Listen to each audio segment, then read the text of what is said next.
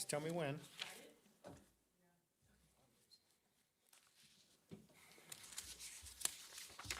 You ready to go? Okay. We'll go ahead and bring the August 6th, 2020 Board of Adjustment meeting to order. Madam Secretary, roll call, please. Clay Thomas, Here. Christina Hill,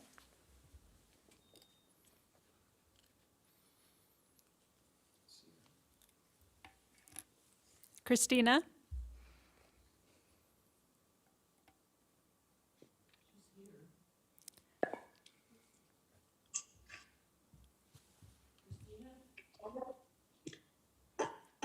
Here.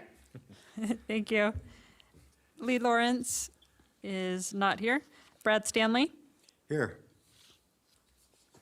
All right, we have a quorum. Thank you, Madam Secretary. Appreciate that. If we'll all stand for the Pledge of Allegiance. I pledge allegiance to the flag of the United States of America and to the republic for which it stands, one nation, under God, indivisible, with liberty and justice for all. Thank you. Mr. Large, ethics law announcement, please. Board members are reminded that if, with respect to any matter or any person coming before the board today, you have received a gift or loan, you have a pecuniary interest, you have a commitment in a private capacity, such as a family, employment, business, or similar relationship, or you provided representation or counseling before an agency to a person or entity for compensation within the last year on a matter being considered. You must disclose that gift, loan, interest, commitment, or prior representation at the time the matter is being considered. And you must furthermore abstain from the deliberation or voting on the matter if it is clear that the gift, loan, interest, commitment, or prior representation would materially affect the independence of judgment of a reasonable person. Board members are also reminded that under the Board of Adjustment rules, if you had contact outside this meeting with any person interested in a matter coming before the board today, you should disclose the nature of that contact at this meeting. Thank you, Mr. Large. Appeal procedure, Mr. Lloyd. Right. Most decisions rendered by the Board of Adjustment are appealable to the Board of County Commissioners. If you disagree with the decision of the Board of Adjustment and you want to appeal its action, you may do so in writing within 10 calendar days from the date that the decision being appealed is signed by the Secretary of Adjustment and mailed to the original applicant in the proceeding being appealed in accordance with Washoe County Code. Please call the planning staff immediately at 328-6100 for information on the appeal procedure and application fee. Thank you, Mr. Lloyd. Next is general public comment. Any person is invited to speak on any item on or off the agenda during this period. Action may not be taken on any matters raised during this public comment period until the matter is specifically listed on the agenda as an action item. Madam Secretary, do we have anyone from the public wishing to speak at this time? No public comment. That's no public comment, correct? Thank you. We'll go ahead and close that. Next is action to approve the agenda. Before I ask for a motion, is there any discussion on the agenda? Hearing none, I'll go ahead and accept a motion. Do a second. Thank you. We've got Mr. Stanley to make the motions. I'll second that. All in favor, aye. Aye. Aye. Thank you, Ms. Hill. Appreciate that. Next is public hearings. The Board of Adjustment may take action to approve with or without conditions, or approve with or without conditions, or deny a request. The Board of Adjustment may also take action to continue an item to a future agenda. With that, first item up is administrative case permit ADMIN 20-0007. The prior to the start of that, are there any disclosures on this item? Hearing none. Mr. Bronzchick, I believe you're up.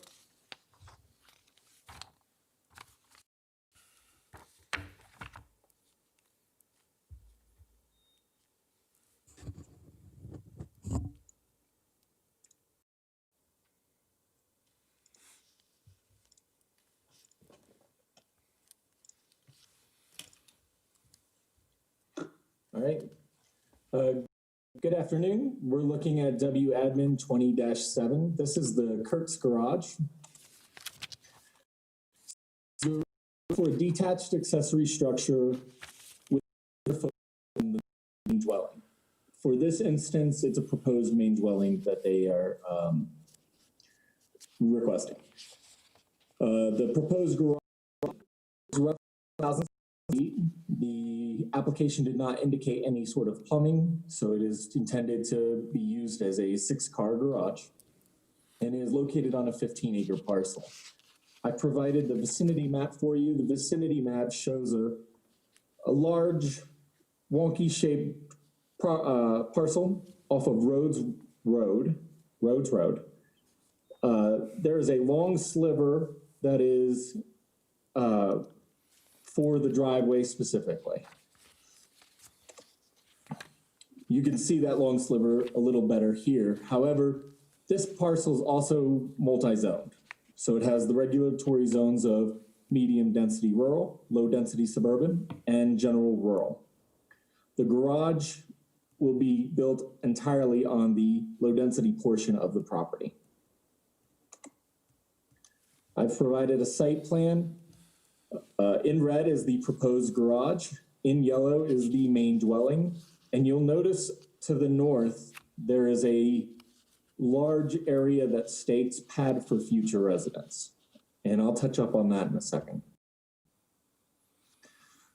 So with this application of the family dwelling, that is allowed within these regulatory zones. That is not part of this administrative permit. Additionally, the future residence and the pad for that future residence is also not part of the administrative permit. The applicant has detailed that in their application that they understand this is required at a later date under what Washoe County requires as a detached accessory dwelling administrative review. So that pad for a future residence and that proposed future residence are also not part of this administrative permit. What we're looking at is specifically 1,000 square foot detached accessory structure. And it should be noted that the proposed detached accessory structure, as submitted, does meet all required setbacks. I've provided a elevation of the proposed garage. So public notice was sent to 32 affected property owners. This item was heard at the South Truckee Meadows Washoe Valley CAB on July 2nd, and the CAB unanimously recommended approval. This application was sent to multiple reviewing agencies, including engineering, parks and open space, planning and building, water rights, as well as agencies such as air quality and environmental health. Above are the 5 required findings for an administrative permit. Staff is confident that all 5 can be met. Staff is recommending approval. However, with the conditions of approval, staff would like to make note that there are some carryover conditions that need to be addressed or removed. What I'm going to do is stop sharing this presentation real quick and take it to the staff report so I can go over those conditions real quick. Okay.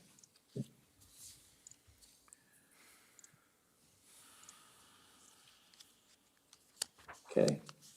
Are you able to see these conditions pretty clearly?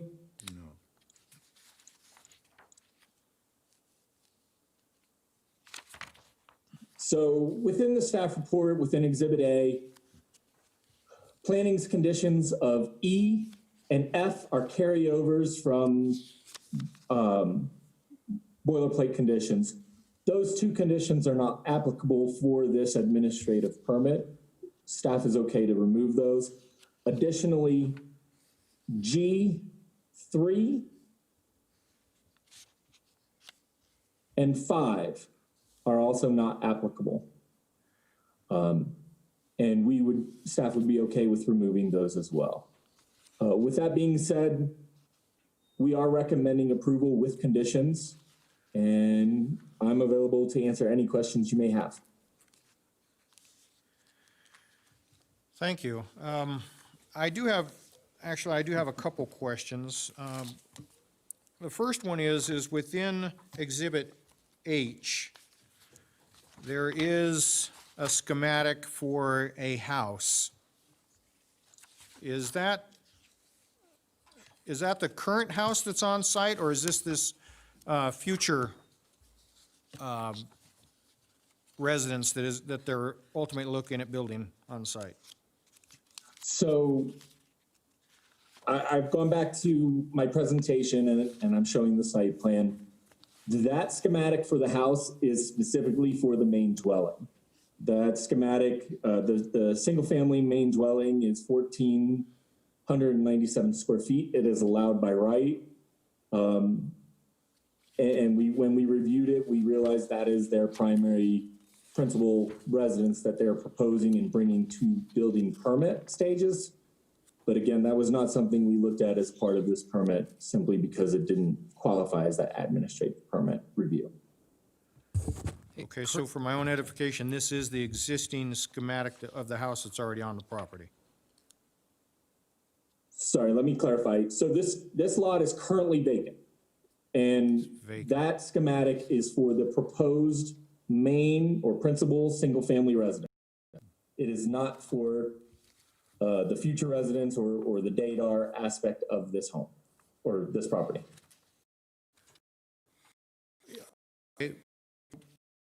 Is there a residence on that property? No.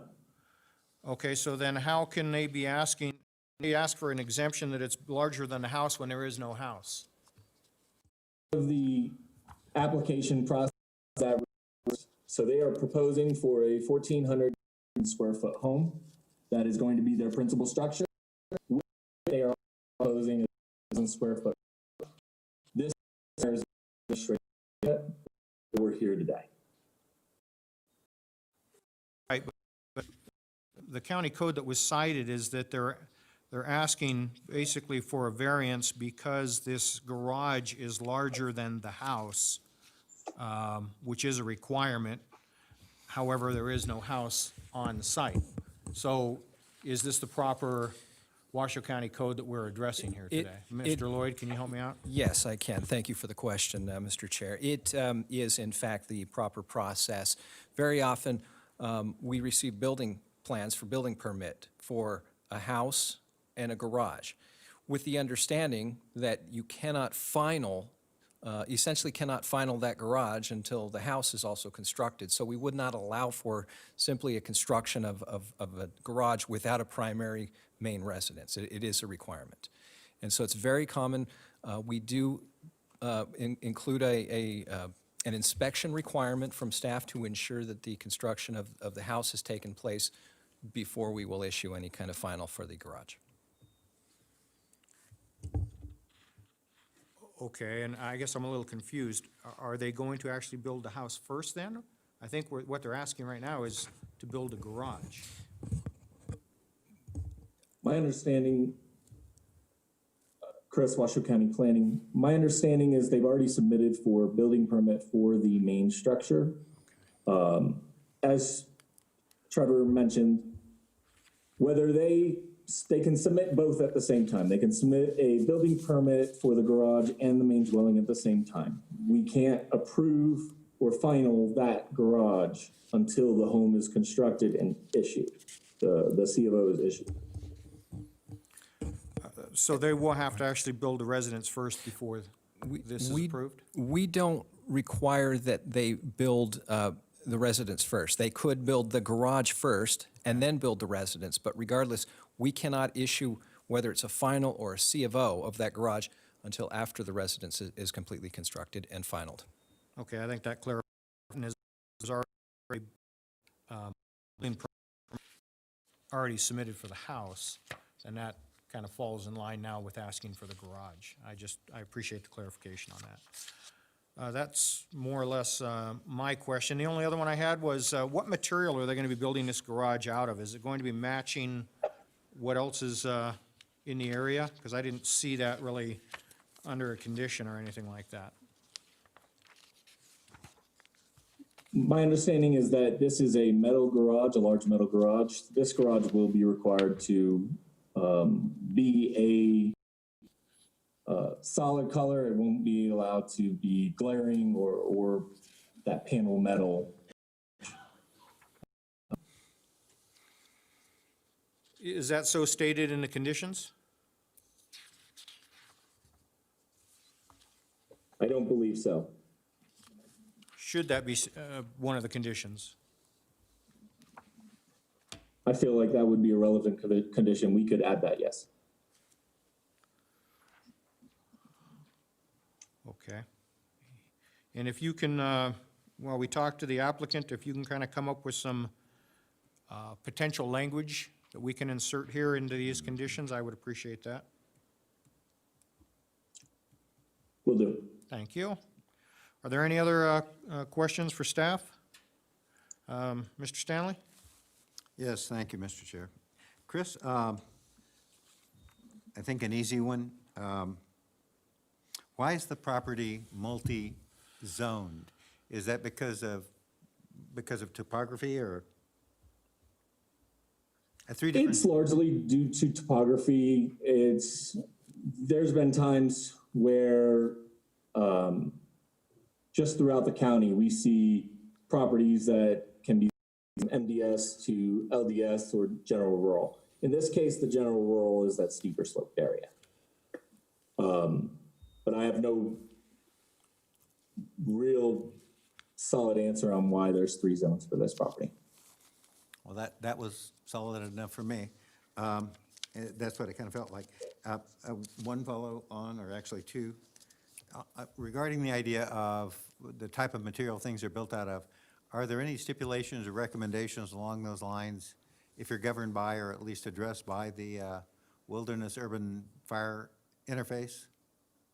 There's some specialized code, I believe, fire code for that area and that sort of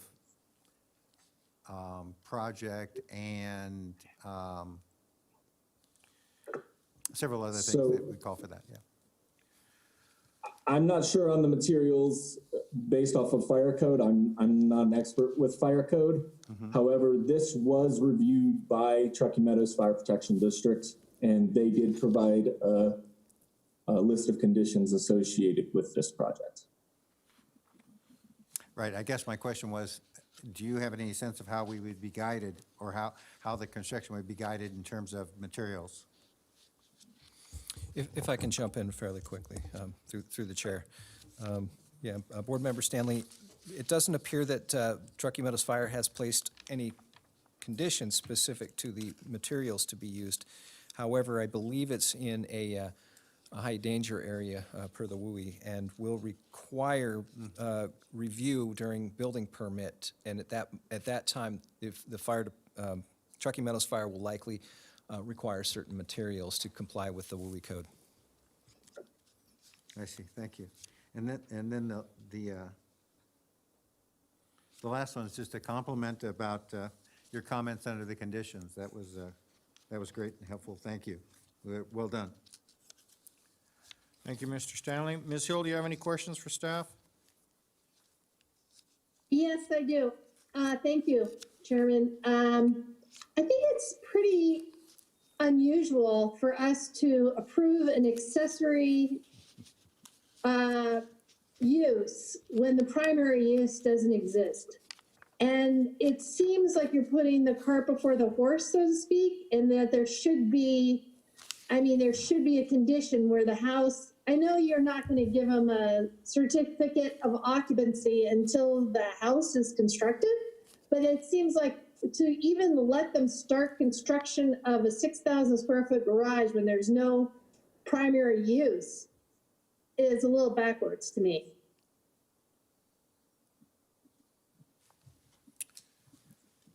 Thank you, Ms. Hill. Is that?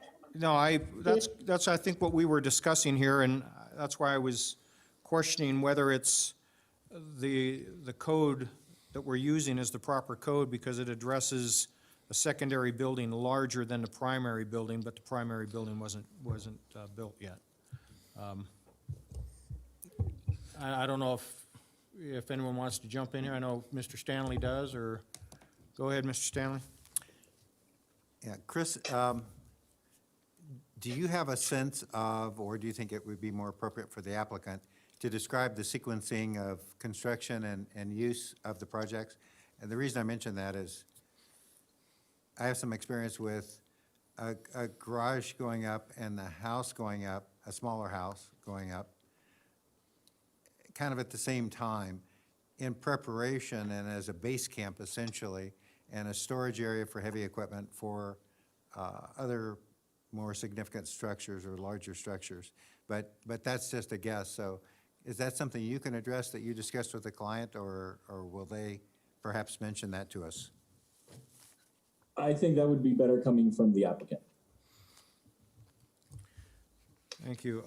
Chris, a question I have real quick is, if we leave in, under conditions, E and F, and then also G, 3 and 5, does that create a problem or not, if they're just, if they're just a placeholder and we leave them in? If they're not applicable, I don't believe it would create a problem. I think it's cleaner for the applicant for them to be removed simply because they are very specific to landscaping. And as this is not a commercial use type going in, the elements of landscaping associated with those conditions. If down the road, I as the planner were not here, it may cause a little bit more stricter interpretations of that admin permit on them. Yeah, I strongly, Okay, Mr. Lloyd? I strongly agree with Chris. I think we need to remove these conditions. It's better that we remove them, okay. And Chris, I got one more question for you, and again, it might actually go to the applicant. My concern is you build a 6,000 square foot building prior to building the residence, and we won't get a certificate of occupancy for that until the main residence is built. But at the same time, I would imagine, if I was the property owner, that I would be storing the majority of my equipment to build my main residence inside that facility. So would that then be in a violation of Washoe County Code? If I can answer this, Chris, and I go back to my previous response, which says we see this all Is your the microphone on, or? I'm sorry, is that on? Yeah, It's, yeah, there's a red light. I'll speak more closely into it. We see this all the time with building permits. And quite frankly, you're correct that typically we see the construction of the garage first, and that acts as staging, basically, for the construction of the house. Also, it's very, very common that an applicant will come in and get permits for both at the same time, because they're basically going to be, very complementary towards one another. It really, we rarely see issues when we issue permits for similar. The reason that you're seeing this application before you is simply because of the size of the proposed garage, and rather than the sequencing of the construction of the two units. Thank you, Mr. Lloyd. Are there any more questions for staff? Hearing none, thank you very much. Is the applicant present and wishing to speak on this? Yes, my name is Mike Bix with Monte Vista Consulting, representing the applicant. Can you hear me? Yes. Excellent. Thank you very much. I'd like to, first of all, thank you very much for taking the time to consider our application. And I'd like to share a brief PowerPoint presentation with you. This is my second time, so if there's any glitches, please accept my apologies in advance. Can you see my presentation at this time? Not yet.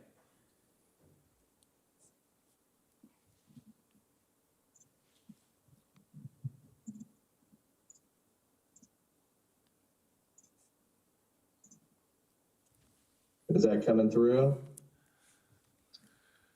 We don't seem to have it here yet. Here, let me,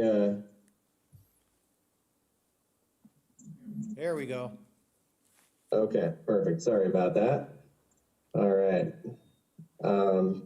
So this is the administrative review permit application for the Kurtz detached garage. I also have a vicinity map showing its location just off of Rhodes Road. Just to reiterate what Chris said, this administrative review permit is for the detached accessory garage only, and that is because of its size in relation to the proposed residence on the site. Both permits for the garage and the residence are going in at the same time. And as directed by staff, the reason we have applied for this administrative review in advance of that is so that the two structures can be constructed concurrently. We do have the mixed zoning and then our proposed residence, which is not up, it's permitted by right, is about 1,500 square feet. The detached accessory garage is 6,000 square feet, which is larger than the residence and driving this. And then we also have the grading associated with the future residence and a building pad there. Just to note, we noted it in our application as well, at the time that they come in for a permit for their future residence, we are fully aware that we will be required to go through a detached accessory dwelling administrative permit as well, which will essentially convert the residence, this 1,500 square foot residence, into the detached accessory dwelling and allow for the construction of the future larger residence. Chris showed some excerpts from our site plan as well. Access will be fully from Rhodes Road and this is kind of a flag lot where the driveway will be fully on this parcel. All grading and drainage improvements are fully contained on the property. And Chris did a good job of showing the relationship of where the garage and the proposed residence are. Again, to the north is the location of the future pad. In relation, in order to answer your questions about the construction type, this is a metal building. The structure will be metal. However, the siding proposed as well as the roof are going to be the same materials as proposed with the residence, the 1,500 square foot residence. So the siding will be the same lap siding material. And I believe it's a comp roof as well to match. So aesthetically, they are going to be very similar. And as Trevor pointed out previously as well, we do have a condition of approval from the Truckee Meadows Fire Protection District. And they have conditioned that this be built in accordance with the governing WUI code at the time of permit, which is now essentially we're going in for permit as soon as we hopefully obtain approval of this application. And so it will be subject to compliance with all current WUI code. Here's we just kept all of the elevations. It's a pretty simple gabled structure. And then just for reference again, here is the proposed main residence at this time, the 1,500 square foot residence. And so with the similar siding and the similar roof material, we believe that they will be very architecturally compatible. At the Citizens Advisory Board, there were several comments, and so we just wanted to address those real quickly. First, does the project trigger a major grading permit? And the answer to that is no. We've essentially done the full design, and we do not break the thresholds for either disturbed area or earthwork volume with our proposed grading. That issue is not before you as a consideration. Again, this is just to permit the 6,000 square foot building, but we just wanted to be fully transparent. Another question was, does the project impact or cross any other properties? There are some existing dirt roads on the site. They're not very well traveled that that could potentially access other properties. No access is intended except from Rhodes Road, and some of those existing dirt roads will be eliminated with the proposed development. And then one of the final questions was, is this project in line with the neighborhood? And we believe that it is absolutely in line with the neighborhood. I'll move on to the next slide. And you can see the subject property. And within about half a mile, we have several very large horse arenas that are 4 to 5 times the size of what we're proposing with this 6,000 square foot detached garage.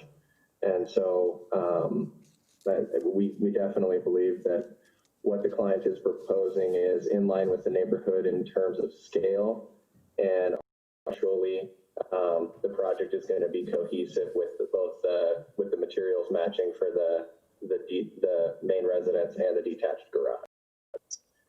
I would just like to thank you again for your time and respectfully request to approve this session, and we're more than happy to answer any other questions that you might have about the project. Thank you very much. Appreciate that. Are there any questions for this gentleman? Yes, I have a question. Go ahead, Ms. Hill. I thought it was pretty clear from Chris's presentation that the future building pad was not a part of this application. And he just said it was part of the application. Why would you grade pad for a future residence when you don't have approval for it yet? It just seems backwards to me.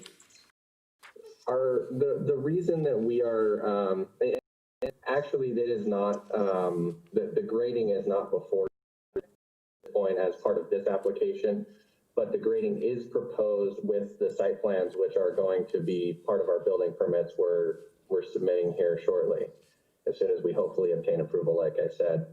The reason we are moving forward with the grading future plan is to hopefully make the earthwork essentially balance on site. It would be silly for us with the grading on the site if we were to bring in a bunch of material or export a bunch of material to disturb that area at this time. We would have to import a bunch of material for the garage, and then when we came back for the house, we would have to export a bunch of material off site. And so just, you know, in order to balance the earthwork on site and eliminate additional rework, that's what's going to be happening. But again, not before forward at this time. The grading for the pad is before the board or not? It is not. No grading is before the like we said. No major grading, but the grading to balance the earthwork is. The use of the detached accessory garage being larger than the proposed main residence on the structure is what is before the board at this point. So the residential pad grading is not before the board? No, it is not. Okay, thank you. Just trying to give you guys a comprehensive view of the project, just so you know what our full intentions are.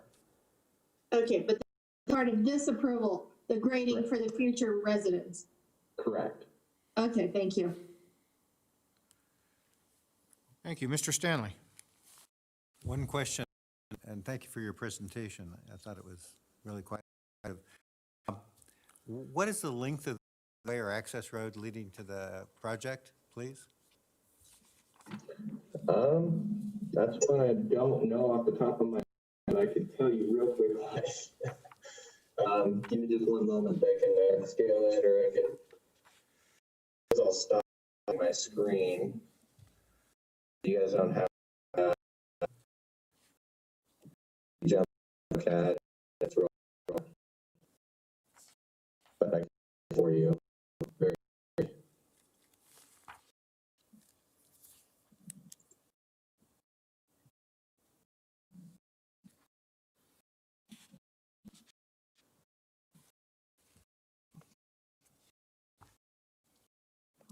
relatively, I guess.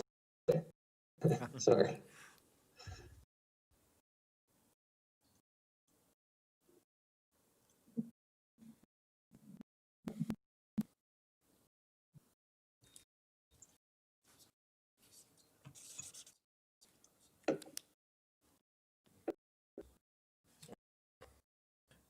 Chairman, I believe it's one that indicates it's about feet. Yeah.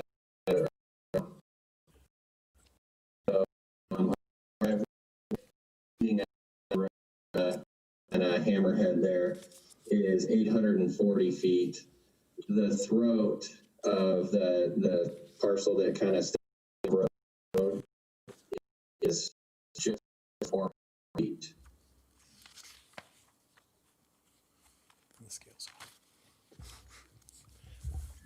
Okay, thank you. And I assume that that means that at some point that those designs will be triggering some of the fire department restrictions and requests. Yeah, this will be in compliance with the fire code. When we go in for review, that will be part of what the fire department and Truckee Meadows Fire Protection reviews. Yes. All right, thank you. Thank you, Mr. Lloyd. And while I've got you captive audience, I probably know the answer to this, but I'll just want it on record. Do you have any issues with us removing the landscape requirements as part of the conditions?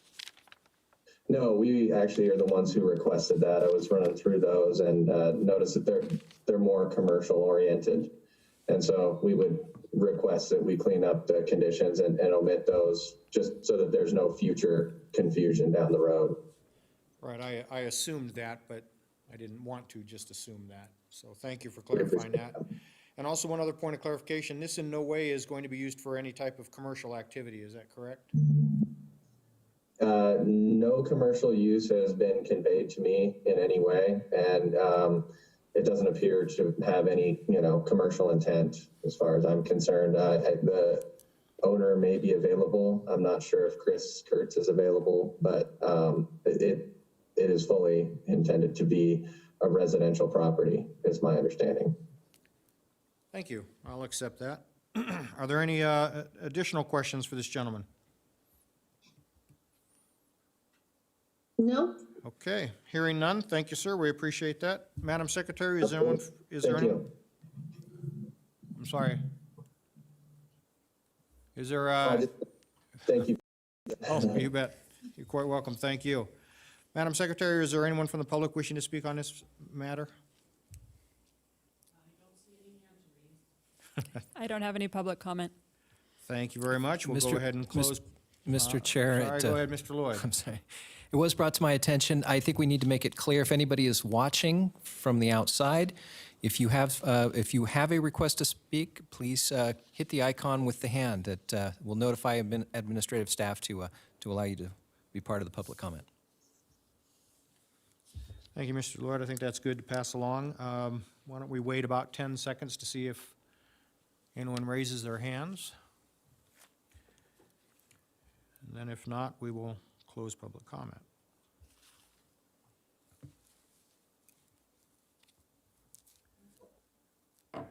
Seeing none, we'll go ahead and close public comment and bring it back to the board for discussion. Is there discussion amongst the board members?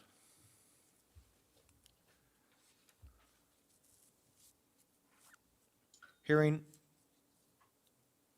none, I will go ahead and entertain a motion. Well, actually, before we do that, Chris, if you're still there, I don't know if you have some language that you want inserted under conditions for the material, or hearing already from the applicant of what they plan on using for the material would suffice, since it's on record, that we can disregard going any further with that. Yeah, the only language I would add, if we're open to Chris Bronzik, Washington County Planning, the only language that I would add, if we're open to adding any language, is detached accessory structure color and materials shall be similar to primary residence. All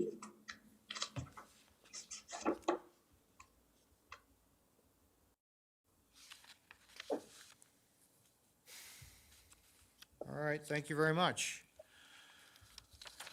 With that, is there any more discussion on this topic? I Mr. have a Stanley? question. So how would actually the motion read? Well, how about if I make a motion and we'll see what happens? Go for it. Thank you.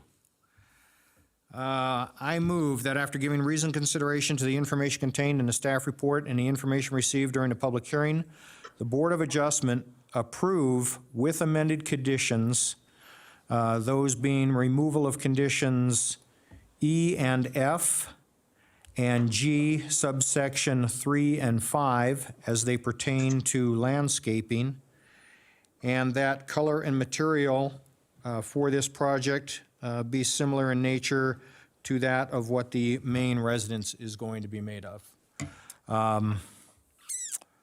That would be administrative permit case number WADMIN 20-0007 for Chris and Frida Kurtz, having made all 5 findings in accordance with Washoe County Development Code, section 110.808.25, that being consistency, improvement, site suitability, issuance not detrimental, and effects on a military installation.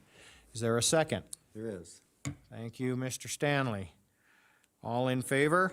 Aye. Aye. Motion carries unanimously. Thank you. Thank you. We appreciate it. You bet. Good luck. Thanks. Next item on the agenda is chair and board items. First up is for possible action and discussion to elect officers, chairs, and vice chair. Oh, okay, let's have that discussion. And I do believe this would, you've already served 2 terms, is that correct, Mr. Chair? That's correct. This is my Okay. second term. Your second term. So you're not up for a third. Okay. So we need somebody else to fill that role. Hi, Brad Stanley for the record, and given the fact that some of our members are absent and we're short a member in general, should we push this, or can we, and should we, push this item into next month's agenda? Through the chair, thank you, Board Member Stanley. I don't believe that would be wise. First of all, we don't have a meeting next month, and so pushing this off until the middle of the fall, when, quite frankly, it's supposed to, I believe it is either July or August that we're supposed to have election of officers every year. So I think it would be best if we held the election of officers today, with the understanding, of course, that one of the board members is not here, and we still have a vacancy that we're desperately trying to fill. But that being said, we probably should go ahead with the election of officers. Thank you, Mr. Lloyd. I appreciate that. I understand your position. I mean, I do agree with what Mr. Stanley had to say, that we are, one member is not here and another one is still pending. But so being, we do have a quorum, so we can go ahead and do that. And I gather that all individuals currently serving on the board are up for consideration, excluding the current chair, for any of the positions. So, with that, discussion amongst the board members. What's the pleasure? Yeah, Go ahead, Mr. Stanley. I get Brad Stanley for the record, and a question of mechanics. Even though Clay has been the chair, can the chair become the vice chair? I believe he can, yes. Typically, in the real world, that happens. That yes. does happen, Okay. especially on a board constituting only 5 members with only 3 present and 4 total. So I believe it would not be inappropriate for Mr. Thomas to serve as vice chair. Thank you. Just We'll point discuss of this further. clarification. So this, can I cut right to a suggestion? Sure, I would also just like to say that bear in mind that currently Ms. Hill is the acting vice chair Exactly. for this Exactly. board right now. Right. So, My suggestion would be that Ms. Hill consider being chair, and you, Clay, consider being vice chair. You know, I would consider that, but at this time, it seems like the chair needs to physically attend the meetings. And I'm not feeling, under these current circumstances, very comfortable driving down there and attending these meetings. So I don't know if that is enough of a reason not to be the chairman, but if we can, why can't we delay this action? I didn't hear what the response was on that. Because it'll be the fall. Mr. Chairman, we usually, on these things, the chairman is assigned to serve for a period of time. That period was supposed to be up in July. We should have had a reappointment at the last meeting. And we need to have an election come through we would prefer before the fall, simply to make sure that we're in compliance with Washoe County Code and with Nevada statutes on the Board of Adjustment. Interesting. May I make another Thank you. suggestion? And Let just me- keep this ball rolling? yeah, let me just step in here. Ms. Hill, you do raise a very interesting point.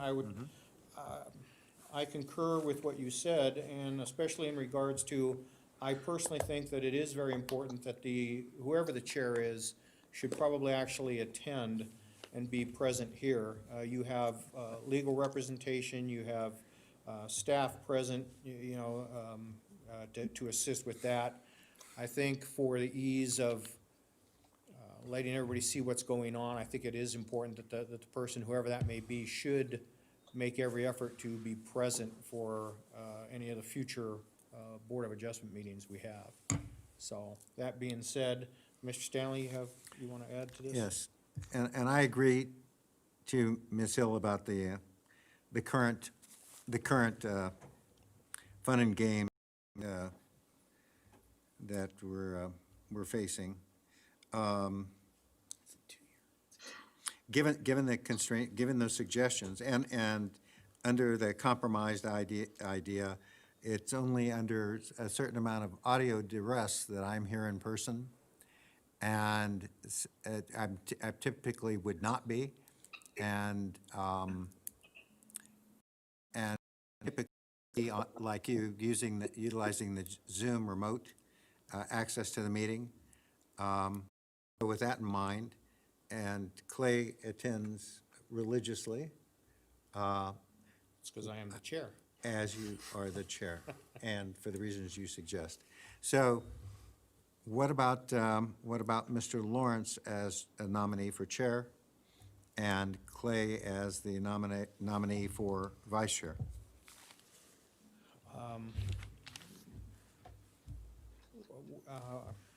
That could be open for discussion. My concern is, He's not here. right, I was going to say that I thought that was great. yes. He's not here, and I know with his business is away on more than one occasion. Yes, in fairness. I'll accept the nominee. If you guys want to nominate, then I'll get, Mr. you guys are all wearing masks. I mean, Clay, you're not wearing a mask, but Mr. Chairman, if I may. Just one second, Ms. Hill. Mr. Large, go ahead. Just as a point of clarification, all members of this board, aside from Mr. Thomas, are eligible to be chairman. The current COVID pandemic has caused a major issue in regard to our public meetings. There's no question about that. In regard to the chairman serving, there's nothing chairman serving remotely. And my only caveat with that would be, from a purely functional standpoint, it may be easier for this board to operate with at least the vice chair being present, or whoever is going to run the meeting on a day-to-day basis from being present here physically. That would be the easiest way to do it. If Ms. Hill would like to be the chairman and act remotely, that is appropriate, and she can coordinate the meetings from that to the best ability that she can. If that becomes untenable for her, she can always defer to the vice chair, as we've done with the board, to run the meeting on a day-to-day basis, at least until the current pandemic and we resolve the issues that we are facing. This is an unprecedented time for Washoe County, and not speaking on behalf of all of Washoe County, but at least for some of staff, these are times that we're all going to need to deal with this in the ways that we feel make us all feel comfortable. Point well taken, Mr. Large. With that, Ms. Hill, if you are susceptible, then let me begin. We'll eat this elephant one bite at a time. Mr. Stanley, I believe you would at least wanted to put forth a motion that Ms. Hill be the next chair of the adjustment. I don't want to take that from you, so is that, you want to move forward on that? I would like to move that Ms. Hill consider accepting the position as the chair of the Board of Adjustments Group. Thank you, and I'll second that. All in favor? Aye. Okay, I get your cheat sheets, right, Clay? Sure. Okay. Is that an aye from you also? We have a quorum? Yeah. Right. That being said, now we would need to determine the vice chair position, and that is open for discussion. I think, Brad Stanley, for the record, I think for equity's sake, and which is the reason I keep pushing this, Clay, you should strongly consider, and we would like you to accept, being the vice chair of the Board of Adjustments Group. Okay, any further discussion on that? I didn't hear what he said. And I'm in person. Let me try.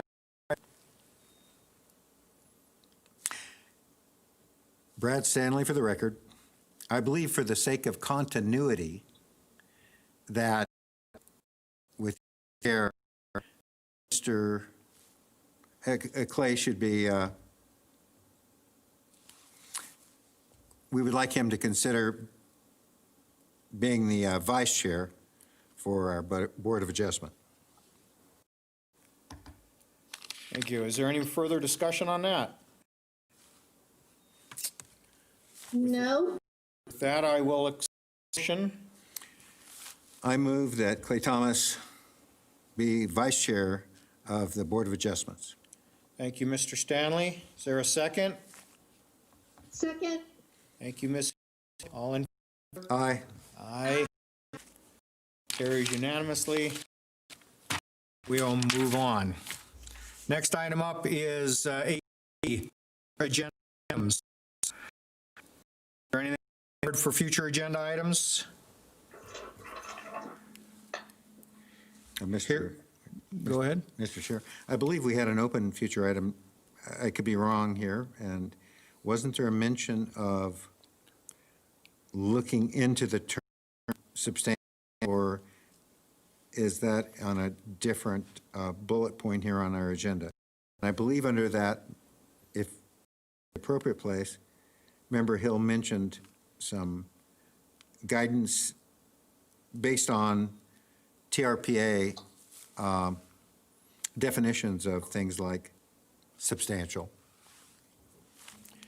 I recall that, and I believe Mr. Large kind of helped us out a little bit. He, well, both him and Mr. Lloyd gave us some information about the common language used and not boxing us in too with that. But would either of those gentlemen like to add to that, Mr. Large or Mr. Lloyd? I believe at the meeting 2 weeks ago, we had the discussion regarding the phrase substantial compliance used in many of our codes. And I haven't had the opportunity to review type I can't enable any alternative language back to this board. Substantial compliance is the term of art that is used on a lot of these type of applications. I know TRPA uses it, and the city of Reno uses it, and it's pretty much a term of art that's used in this thing. So we'll look into language at an opportunity to fully review that. If I may continue a bit more, I think one of the recommendations under TRPA was that they use the term of art, but understanding that they defined, that there were several points under it, defining or help clear for various instances what that term of art in fact meant more specifically. Yes, and we can, and I will attempt to bring that language back to you at this board. I apologize. Thank you. Thank you, Mr. George. I appreciate that. Anything else for future agenda items? Moving on, requests for information from staff. Is there anybody have anything for staff? Thank you. Move Director and Legal Counsel's report on previous Board of Adjustment items. Mr. Lloyd? Nothing to report since last meeting. Thank you, sir. And legal information and updates, Mr. Large? Thank you very much. Madam Secretary, anyone speak at this time on anything? Thank you. With that, we are adjourned.